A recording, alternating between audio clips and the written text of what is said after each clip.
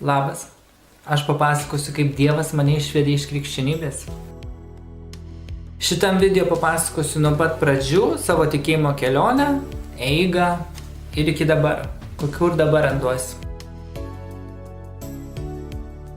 Šiaip niekada nepriklausiau ateistų kategorijai, nes nuo pat pradžių, jau kai buvau labai dar mažas, man mama pasakė tiesiog, kad aš žinočiau, kad yra Dievas, kuris sukūrė viską.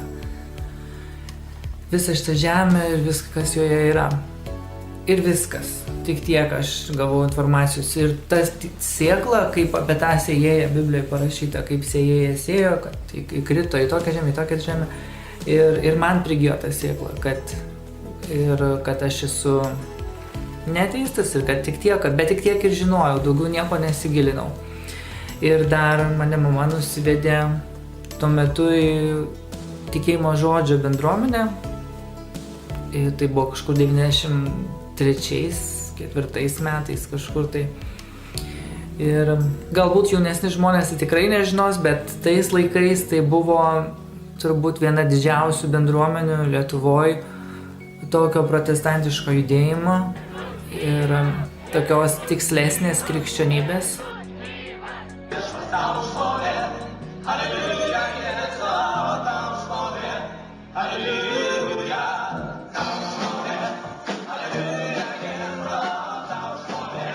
Pilnos Evangelijos bažnyčia tikėjimo žodis.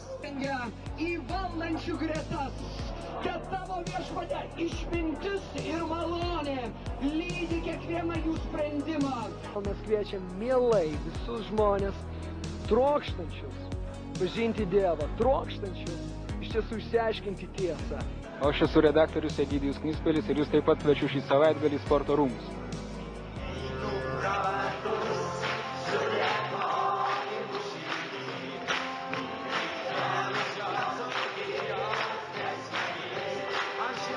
Ir vėliau man teko bendrauti su savo dėde, kuris dar labiau padėjo man eiti į tikėjimo keliu. Ir aš dar atsimenu, radau kalendoriaus lapuką turiu tokį.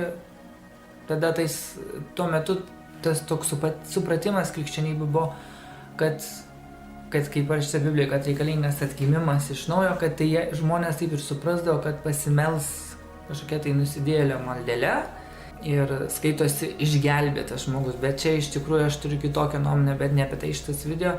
Bet esmė, kad ta tokia oficialioji mano tikėjimo dalis, jau profesionalaus tikėjimo buvo tokiais metais, kaip parodysiu nuotraukoje. O ir pačioj mokykloje, pradinėse klasėse, buvo taip diegiama irgi ta tikyba. Ir atsimenu, tą tikybą dėstė tokia vienuolė ir jinai atnešdavo medinį kryžių, stabą ir mes melsdavomės į jį. Ir toks buvo tas tikėjimas, ta tokia diegiama katalikybė. Ir dar aš krikštijausi katalikybėje, tokia tikėjimo pradžia. Dar nebuvo tokio ėjimo tik tuo siauru keliu, kaip nurodyta Biblijoje. Tai va, ir vėliau ta katalikybė greitai išsibraukė iš mano gyvenimo, kai pradėjau vaikščioti tikėjimo žodžio bendruomenį. Ir aš labai daug metų buvau tikėjimo žodžio bendruomeniai. Po to buvo ir kitos bendruomenės. O ką šiaip manai apie tikėjimo žodį šiandieninį? Apie šiandieninį? Nu, ten yra sausra, ten yra visiška sausra. Avys, jos peralkė tenais, jos ten badauja. Iš vis ten, sausa, aš nežinau, visiškai. Po tikėjimo žodžio buvau ir kitose bendruomenėse ir maždaug tada taip toj krikščionybėje, kaip religijoje, aš pabuvau nuo 97 iki 12 metų. Ir šiaip pati vaikystė, paauglystė buvo labai labai sunki, nes aš gyvenau labai blogoj, labai aplinkoj, alkoholikų, kur būdavo muštynės, policijos ir šukės ir žodžiu buvo taip, kad tiesiog dar tokia aplinka dar labiau skatino, dar labiau kabintis į tikėjimą. Paskui atsirado internetas ir pradėjau matyti, kas pamokslaujama yra kituose miestuose, kitose šalyse. Ir tas mano akiratis plėstis pradėjo. Ir aš tada pamačiau, kokiam šūdė aš čia esu Lietuvoje. Tikėjimo prasme, koks yra žemas lygis. Išminties, pažinimo. Ir tada pradėjau matyti tas krikščionybės klaidas, pastorių klaidas. Pamačiau daug blogio, kuris vyksta aplink mane. Ir aš supratau, kad aš tikrai nenoriu būti to dalimi. Ir iš tikrųjų 11-12 metais labai pasiekiau tokį piką, kada tapau tokiu kaip fanu net tokios bendruomenės The Westboro Baptist Church. Tokia yra bendruomenė Amerikoje. Apie ją yra daug dokumentikos internete ir per juos daug išmokau. Jie kaip ir krikščionys, bet jie savęs nenori vadinti daugiau šitų pavadinimų kaip krikščionys, nes šitas žodis yra nuvalkiotas šiandien ir jis nieko nereiškintis. Šiandien bet kas vos tik tai užsinorėjęs ir pamanęs, kad tiki, kad Dievas yra, gal nėra, gali save priskirti prie šios kategorijos. Bet iš tikrųjų tai visiškai neatspindi tos tikros krikščionybės, kokia buvo apaštalų laikais. Ir todėl asmeniškai aš nevadinu savęs daugiau krikščionių, nes aš savęs nenoriu tapatinti su tokiais žmonėm ir be to yra daug doktrinos netitikimų, kurių aš netikiu tiesiog. Aš netikiu didžiąją dalimi krikščionybės šiandien. Nes Dievas mane veda visai kitų kelių, aš matau Bibliją visai kitaip ir gyvenu visai kitaip. Pavyzdžiui, būdamas krikščionybėje niekada aš negirdėjau jokių pamokslų apie sabatą, kad tai galiojantis įsakymas yra, kad jis mane liečia, nežinau, net kad žemė plokščia, kurioje mes gyvenam. Praktiškai nieko aš tokioj Afrikoje, dvasinio maisto prasme Afrikoje čia gyvenau ir mane tiesiog Dievas pats įvedė į krikščionybę tam, kad aš suprasčiau šiandien krikščionis ir gebėčiau padėti jiem irgi išeiti iš krikščionybės, kad tiesiog mane pats Dievas įvedė, pats Dievas ir išvedė. Ir aš dėkingas Dievui, kad jau nuo 12 metų nebesu krikščionybėj. Ir Dievas mane veda prie pačio svarbiausio dalyko, kur ir yra žmogaus prasmė gyvenimo. Tai yra tikinčio žmogaus gyvenimo. Tai yra laikytis jo įsakymų, studijuoti jo įsakymus. Kaip jie veikia, kaip juos aš turiu pritaikyti. Ir tokių pamokslų čia nebuvo Lietuvoje ir kiek žinau nėra iki dabar. Ir tas pats tikėjimo žodis, nuo profesionalaus tikėjimo, kur aš pradėjau, irgi mano nuomonė, mano išvalgom šiandien yra visiškai sudužusi bendruomenė į šipulius. Jau aišku, jau ir tas pavadinimas, jau ten kitas, jau nebe taip vadinasi, jau nebe tikėjimo žodis, bet jie nusprendė pradėti bendradarbiavimą su katalikų bažnyčia, su stabais ir visiškai pasuko paleistuvystės keliu, tikėjimo žodis. Bet jau mane Dievas iš ten buvo išvedęs, bet aš matau jų atkritimą, jog jie pradėjo bendrauti su katalikų bažnyčia ir tiesiog man tai nėra suprantama, nes Biblija sako, kad nieko bendro turbūt tarp šventyklos ir stabų, o stabai ir yra viskas, apie ką yra katalikų bažnyčia. Sėkmės tiem, kurie dar tebėra toj bendruomeniai, nežinau, kokią Bibliją ten skaito ir į ką jie ten iš vis tiki. Tuose bendruomenėse buvau tai vienose, tai kitokiose ir paskutiniai bendruomenė, kur buvau dar krikščionybei, pastorius prie manęs ir sako, jog, ta prasme, paprašė išimti tokį video iš YouTube'ės, nes aš iš vis pradėjau pamokslavimą dar kažkur 2009 metais tokiam puslapį, kuris net neegzistuoja jau šiandien Videogaga. Ir po to ten 12 ar kažkelintais metais, ar 11, neatsimenu, jau aš buvau padaręs tokį video 16 sekundžių trukmės apie tuo metu garbinama Rūta Meilutytė, čia tokia sportininkė buvo, tokia plaukikė. Ir kaip pasauliui dera, pasauliečiai mėgsta garbinti savo sportininkus, aktorius, dainininkus. Ir aš padariau tokį video su jos nuotrauka ir 2 citatos iš Biblijos. Tik tai viena, kad kas iš to, kad tu laimėtum visą pasaulį, bet prarasi savo sielą. Ir kita, kad viešpats nesižavi bėgiko greitumu, jam ten džiaugsmo neteikia ristūno jėga, kažkas tokio. Kad tipo čia nekelia sentimentų, jokie čia sportininkai Dievui, bet kad Dievo žvilgsnis yra į teisiuosius, į šventuosius, kažkas tokio. Ir žmonėm labai nepatiko. Anksčiau YouTube'ai būdavo tokia temperatūra matuojama, kad jeigu patinka, tai žalia būdavo, jeigu nepatinka, tai raudona. Tai mano visi praktiškai video buvo raudoni, šitas ypatingai buvo video raudonas. Ir Delfis apie tai parašė, kad va čia kažkokie tikingieji čia atsirado, čia stumė ant sportininkės mūsų čia dievaitės mūsų, taip.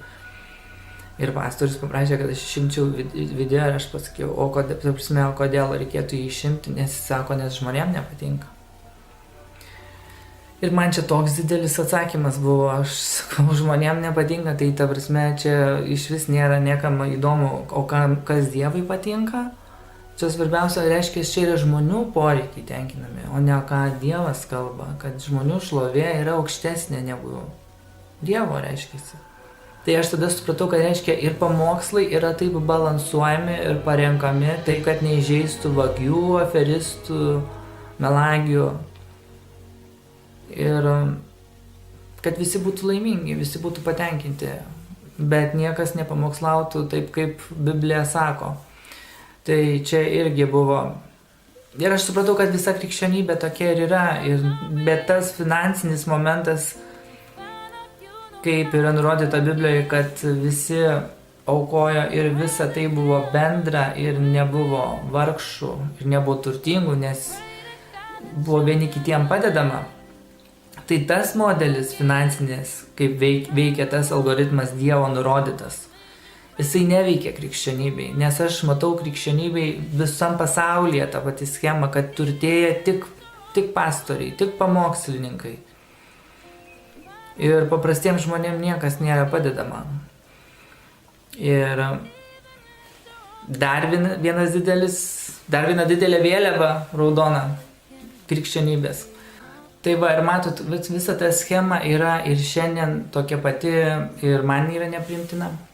Aš skaitau, kad aš pamokslauju retai, bet aš pamokslauju nemokamai. Bet labiausiai, kas mane pakirto ir kerta iki šiandien, tai yra tas melas, kad Dievas myli visus krikščionybėje, kuris neturi jokio biblinio pagrįstumo. Ir aš negalėjau susitaikyti su tuo melu ir aš kalbėjau su pastoriumi apie tai ir jisai atsisakė peržvelgti savo pamokslus, nors aš jam atsiunčiau citatas iš Biblijos, kurios rodo visiškai kitaip. Ir tai, kad Dievas myli visus, tokio sakinio nėra Biblijoje ir niekada nebuvo. Ir nieko panašaus net nėra.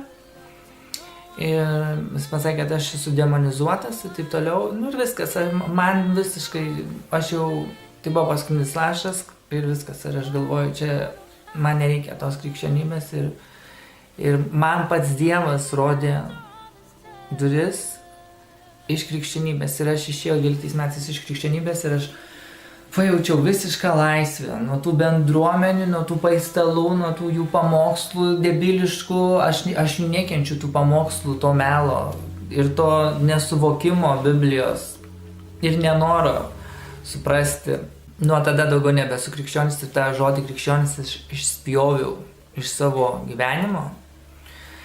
Ir aš net nenoriu su krikščioniais bendrauti, nes tokiais, kokius aš pažinojau, tai geriau neturėti tada iš vis tokių vadinamų tikėjimo brolių ir sesių. Buvo keli žmonės, bet šiaip daugeliu jau nėra žemėje, su kuriais bendravau, jau kadangi prabėgo daug metų, kadangi jau nebeturiu nieko bendro su krikščionybė, jokias bendruomenės vaikštų jau ir nutrūkė visi tie ryšiai. Ir aš nenoriu nei vieno atnaujinti, nes aš nenoriu to mentaliteto žinoti ir girdėti, nes aš tuo netikiu, kuo jie tiki, nes aš tikiu Bibliją. Paradoksalu, bet ir jie skaitos tiki Bibliją, bet kaip reikia kalbėti iš Biblijos, jie neturi ką pasakyti. Tai va, ir aš nieko nesmerkiu, nes aš pats iš ten esu, bet Dievas mane koregavo per kitus žmonės ir aš priėmiau tas korekcijas. Aš nebuvau išdidus, kaip krikščionys yra išdidus ir nepamokomi niekada.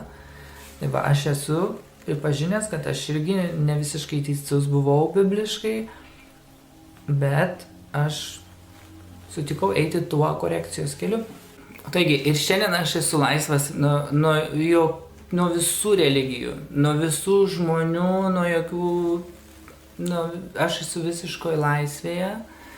Ir jaučiu, vadovaudamasis Bibliją, jaučiu, kad aš einu galbūt ne tuo siauru keliu, nes čia būtų gal per daug išdidu tai pasakyti, bet bent jau link to siauro kelio vis tiksliau ir tiksliau ir tiksliau studijuoju Torą ir tikrai suradau labai gerų mokytojų per TikTok programėlę, aišku, kad ne iš Lietuvos, bet aš pasijaučiau tokiu visiškai žaliu, kad aš jau kiek metų jau, ta prasme, esu apleidęs tą pamokslavimą internete, nes aš nesijaučiu tokiu kompetitingu, kad galėčiau kalbėti iš Biblijos. Todėl aš mokausi dar, aš vis dar mokausi. Aišku, aš esu suplanavęs pamokslus, tam tikro gylio ir pločio, tiek, kiek aš dar suprantu, tiek ką aš galiu pasakyti, bet šiaip norėjau paskatinti žmonės, tik tai pas kuriuos dar šiek tiek dar rusena tą tikėjimo ugnelę, kad dar noriu pakūrenti tą ugnelę, kad tą krikščionybės supuvimą žinau, kad ne aš vienas matau ir norėjau priminti, kad vis tiek artėja pabaiga, patys matot, kokie įvykiai vyksta žemėje ir kaip pildosi pranašystės. Ir tiesiog norėjau pastiprinti, kad laikykitės tik tai už pačio Dievo, ne už jokio žmogaus, jokios bendruomenės, nes teismo dieną mes neturėsim jokių advokatų. Aš žinau vieną dalyką, kad tas toks bandos jausmas ir tos salės lankymas, jisai yra toks tuščias. Mes kiekvienas stovėsim už save. Ir ar mes atstovėsim, aš tikrai labai linkiu ir savo, ir visiems, kad nebūtų pasakyta ta frazė, kaip sako, aš niekada jūsų nepažinojau. Tai va, labai linkiu nepapulti ten. Nes sako Biblija vis dėlto, kad daugelis bus paskutiniai. Tai nes tik patys pirmieji eis dangaus karalystę. O geriau nebūti tais paskutiniais. Ir aš labai linkiu krikščionėm, kurie mano, kad tas tikėjimas yra jų teisingas ir teisingiausias, visada viską žiūrėti, ką sako Biblija. Ir išspjauti kiekvieną melą. Ir niekada nemaišyti to, ką sako Biblija ir ką tu pats manai.